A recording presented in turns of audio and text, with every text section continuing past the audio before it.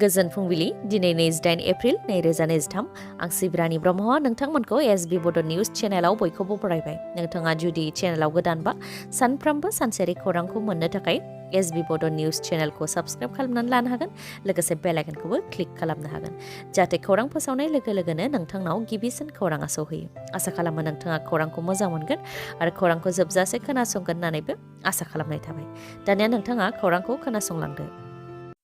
चिरां जिल्ला पुलिसनि गेदेर देरहासारनाय रायजोनि दाब दाब जायगायाव गोबां लुथिनाय जाथाय आरो सिखाव दाखाथि जाबाय थानायनि गेजेरावनो चिरां जिल्ला पुलिसा 7 दाखाथिफोरखौ हमनो हादों। चिरां जिल्ला बिजनीनि भावरागुरि ओनसोलनिफ्राय हमनो हादों 7 दाखाथि। हमजानाय दाखाथिफोरनि मुङा फारियै हाबु शेख 30 बोसोर बैसोनि, आशराफ आली 22 बोसोर बैसोनि, बासिर आली 27 बोसोर बैसोनि, कुतुर आली 19 बोसोर बैसोनि, आब्दुल माजिद 31 बोसोर बैसोनि आरो माखासे AS 19D 7473 नंनि जायल' गारि आरो AS 19AC 4246 नंनि टाटा मेजिकजों फैबाय थानाय समावनो दाखाथिफोरखौ हमनो हादों चिरां पुलिसा। बिसोरनिफ्राय 15,550 रां हमनो हानायजों लोगोसे गंदाइन मबाइल फन, मोनदाइन सिम, गोफार हाथियार, खुख्रि बायदि बायदि आगजुफोरखौबो हमनो हादों। दाखाथिफोरा गारिजों फैबाय थानायखौ खौरां मोननायनि उनावनो पुलिसा गोख्रोङै संदाननाय हाबाखौ मावदोंमोन। बेयावनो जायल' गारि आरो टाटा मेजिक गारिखौ हमनानै सिग्रोमनायाव 7 दाखाथिफोरखौ हमनो हादों। सोरखाराव गैया, नाथाय सोरखारजों समान समान मदद होयो।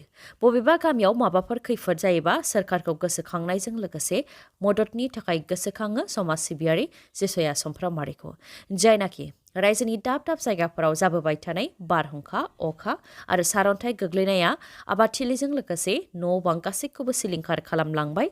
बेनिखायनो मददनि थाखाय समाज सिबियारि जिसया समफ्रामारिनो मिथिहोनाय जादोंमोन। बे लेखायै जिसया समफ्रामारिया चिरां जिल्लानि गंब्रै गामिनि गासै 100निबो गोबां न'खरनो त्रिपाल राननानै होनो थाखाय फोसावदों। बावैसो जालांनाय बारहुंखा आरो अन्थाइ गोग्लैनायनि थाखाय थिंफोरा गब्लंनायजों अखा बोथोराव थानो गोब्राब जानायलाय मददनि थाखाय गामिनिनो माखासे सुबुंफोरा जिसया समफ्रामारिनो मिथिहोदोंमोन।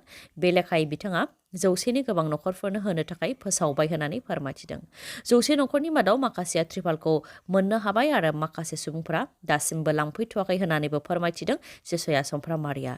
100 न'खरनि मादाव माखासेनो त्रिपालखौ राननानै होनाय जाखाबाय आरो जायफोरा रांखावरि आंखालनि थाखाय त्रिपालखौ लांफैनो हायाखै बिथांमोननो गामिनिनो दैदेनगिरिफोरनि आखायाव दैथायहरनाय जागोन होननानैबो फोरमायथिदों जिसया समफ्रामारिया। सोरखारजों गैयाबाबो बेबायदि अनसुंथाइ होनायखौ जोबोद गोजोननाय मोन्दों होननानै फोरमायथिदों ओनसोलनि रायजो राजाफ्रा।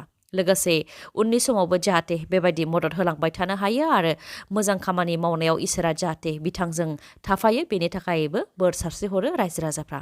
गुबुन फारसेथिं सोरखारा फैनानै जेबो खौरां लाफैयाखै आरो सोरखारनिफ्राय जेबो मददबो मोननो हायाखै होननानै फोरमायथियो ओनसोलनि रायजो राजाफ्रा। त्रिपाल मोननो हानायखौ रायजो राजाफ्रा गोजोननाय मोननायजों लोगोसे रायजो राजाखौ मदद होनो मोननानै गोजोननाय मोननायखौ फोरमायथिदों जिसया समफ्रामारि बिथाङाबो। आरो बिथांनि बेबायदि अनसुंथाइ होनाया सोरबा दैदेनगिरि आरो धोनि सुबुंखौ माइनास खालामनाय नङा।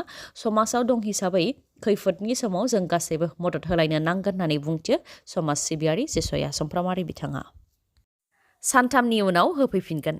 जेबो दावराव दावसि खालामनो नाङा, पुलिसनोबो जेबो मिथिहोनो नाङा आरो जेबो गाज्रि खामानि मावा। गोदानै बायनानै लाबोनाय ब्रेजा गारिखौ सिखावा खावनानै लांनायनि उनाव बेबायदि लिरनानै गालांदों। रायखांनो गोनांदि दरंनि आब्दुल आजिज बिथाङा गोदानै ब्रेजा गारि बायनानै लाबोदोंमोन।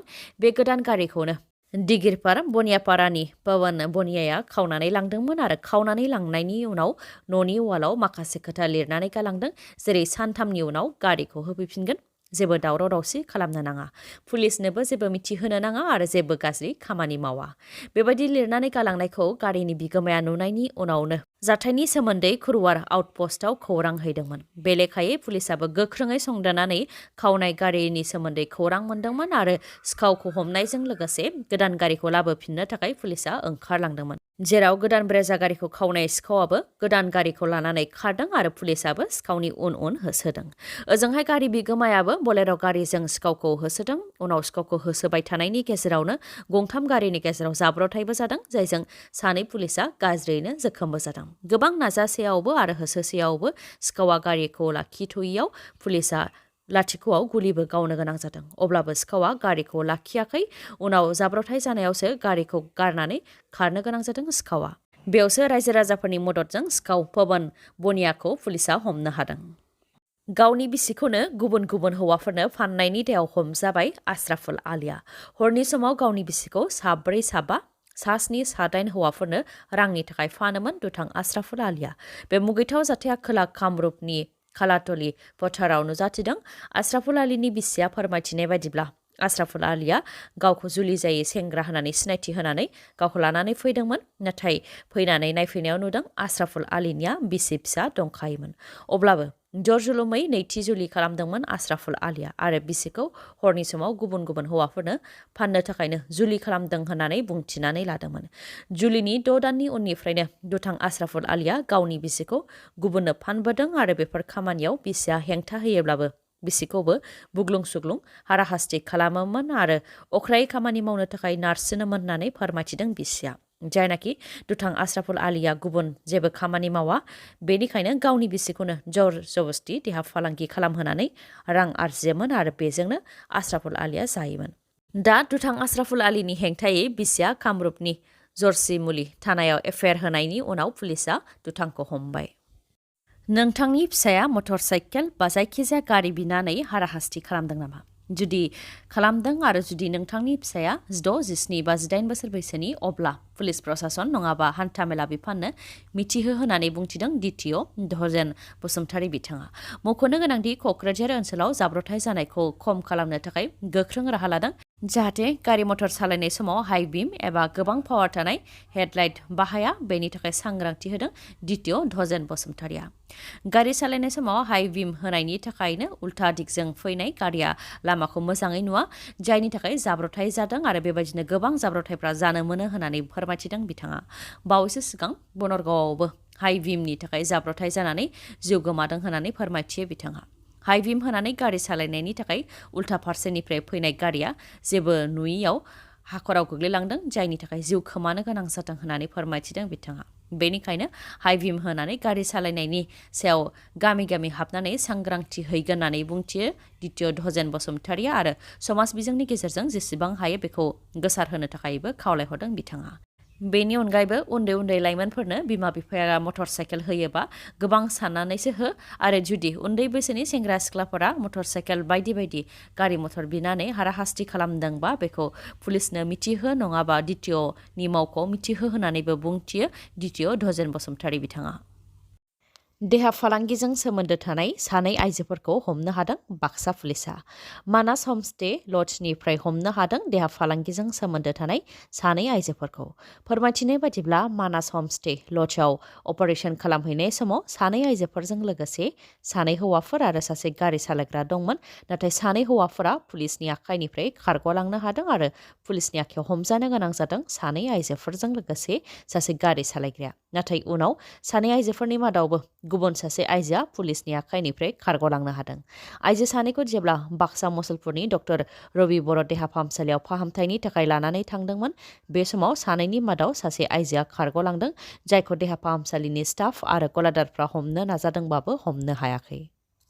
गोमानाय बिसि आरो फिसाखौ 1 बोसोर बारलांनायनि उनावबो प्रशासना नागिरनानै होयैनि थाखाय पिस्तल आरो एसिड बथल लानानै थाखो खथायाव हुमखि। बे जाथाया सोनाब बंग'नि मालदायाव जादों। रिपर्टनि बायदिब्ला देबकुमार भल्लभ मुंनि सुबुङा थांनाय 1 बोसोर सिगांनो गावनि बिसि आरो फिसाखौ खोमानानै लादोंमोन, जाय खौरांखौ पुलिसनो गोबां मिथिहोनायबो जादोंमोन, नाथाय बेनि उनावबो पुलिसा जेबो राहा खालामनानै होआखैमोन। बेनिखायनो सोरखारखौ मिथिहोनो थाखाय बिथाङा गंसे सोरखारि फरायसालिनि थाखो खथायाव पिस्तल, एसिड बथल आरो सिखा बायदि बायदि लानानै हाबदों आरो फरायसाफोरजों लोगोसे फोरोंगिरिखौ गावनि आवथायाव दोनदों। बेनि उनावनो जाथायनि सोमोन्दै पुलिसा खौरां मोननानै देबकुमार भल्लभखौ सोलो खालामनानै DSP आजरुद्दिन खाना हमनो हादों आरो फरायसाफोरखौ रैखा खालामनो हादों।